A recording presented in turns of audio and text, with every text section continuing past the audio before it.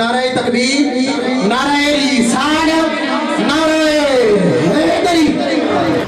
یہ پاکستان اور ہندوستان کی جب تقسیم نہیں ہوئی تھی، یعنی پاکستان اور ہندوستان جب الگ نہیں ہوا تھا، ابھی الگ نہیں ہوا تھا، اس وقت کا یہ واقعہ ہے۔ کسی کا انتقال ہوا تو مسلمانوں میں سے کسی مسلمان کا انتقال ہوا تو انہوں نے مسلمانوں کے قبرستان میں قبر کھودنا چاہیے۔ جب قبر کھودنے لگی نا تو قبروں کے ساتھ قبریں ہوتی ہیں، تو قبر کی کھدائی کرتے کرتے، قبر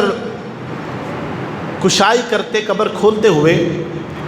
جو ساتھ والی قبر تھی نا، اس کا کچھ حصہ بھی کھل گیا۔ کتابوں کے اندر آتا ہے کہ ایک اینٹ کھلی، جب جیسے اینٹ کھل گئی، اینٹ باہر آئی نا، تو اس قبر میں سے خوشبوئیں ہیں، اس قبر سے خوشبوئیں آ رہی ہیں۔ اب لوگوں کا اشتیاق بڑھا کہ بھائی اس قبر سے خوشبو آ رہی، دیکھے تو صحیح۔ انہوں نے ایک اینٹ خود نکل گئی تھی تو ایک اینٹ انہوں نے خود نکال دی، اور جب اینٹ نکال کر دیکھا تو کیا دیکھا کہ کفن تر و تازہ ہے، کفن میلا نہیں ہے، کفن میلا نہیں ہے، کفن صحیح سلامت ہے، اور خوشبوؤں کے حلے ہیں۔ اور کہا کہ جب انہوں نے دیکھا تو اس قبر کے اندر پھول ہی پھول ہیں،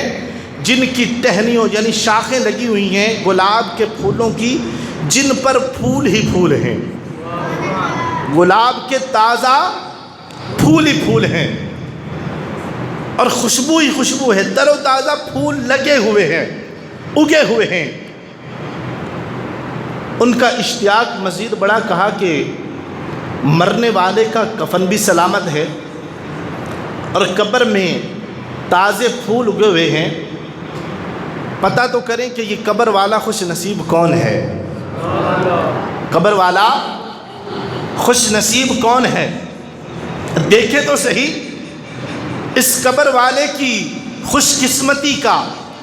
اس کی قبر میں رب کی رحمتوں اور عنایتوں کا جو انبار ہے،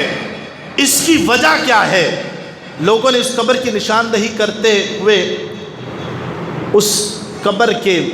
گھر والوں سے، اس میت کے گھر والوں سے پوچھا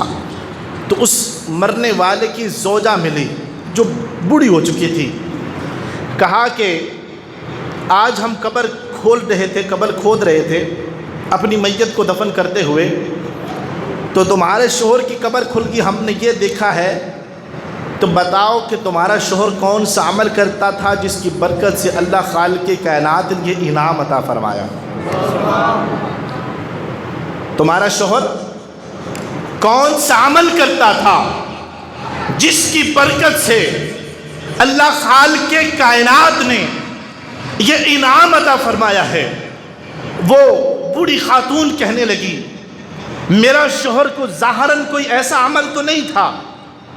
لیکن مجھے ایک بات یاد آ رہی ہے، میرا شوہر ان پڑھ تھا، پڑھا ہوا نہیں تھا، قرآن کو پڑھنا نہیں جانتا تھا، لیکن میرے شوہر کو قرآن سے محبت بہت تھی۔ میں پھر عرض کرتا ہوں، میرا شوہر پڑھا ہوا نہیں تھا، قرآن پاک کی تلاوت نہیں کر سکتا تھا، لیکن میرے شوہر کو قرآن سے محبت بہت تھی۔ میرا شوہر جب مسجد میں جاتا، قرآن سے محبت کرنے والوں کو قرآن پڑھتا دیکھتا، کہ جو قرآن کا علم جانتے ہیں، قرآن کو پڑھنا جانتے تھے، ان کو دیکھتا کہ وہ قرآن کی تلاوت کر رہے ہیں۔ اب یہ بھی قرآن اٹھاتا الماری سے، اس کو چومتا، سینے سے لگاتا، آنکھوں سے لگاتا، اور کھول کر اس کی سطروں پر انگلی رکھ کر کہتا، مالک میں نہیں جانتا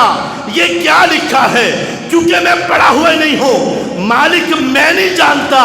یہ کیا لکھا ہے، جو لکھا ہے سچ لکھا ہے۔ مالک میں پڑھا ہوا نہیں ہوں، پڑھنے والے تیرے قرآن کو پڑھ رہے ہیں، میں نہیں جانتا ہوں یہ کیا لکھا ہے، مگر جو لکھا ہے حق لکھا ہے۔ فرمائے یہی انداز، یہی کیفیت ہوتی، گھر آ جاتا اور گھر آ کر قرآن کو الماری سے اٹھاتا، کھولتا، چومتا، سینے سے لگاتا، سطروں پر انگلی رکھ کر یہی کہتا، مالک میں نہیں جانتا کیا لکھا ہے، جو لکھا ہے سچ لکھا ہے۔ اس سے نیچے والے سطر پر انگلی رکھتا، مالک میں نہیں جانتا کیا لکھا ہے، یہ بھی حق لکھا ہے، یہ بھی سچ لکھا ہے۔ تو علماء فرماتے ہیں جب اس عورت نے جب یہ بیان کیا تو فرمایا بس یہی عمل جو قرآن سے محبت تھی، میرا ایمان یہ کہتا ہے یہی عمل رب کی بارگاہ میں اتنا مقبول ہے کہ جو قرآن سے صرف محبت کرے اس کا کفن بھی میلا نہ ہو، قبر میں خوشبوئیں آئیں۔ ارے جو قاری قرآن ہو ساری زندگی قرآن سے محبت بھی کرے، قرآن کو پڑھتا بھی ہو،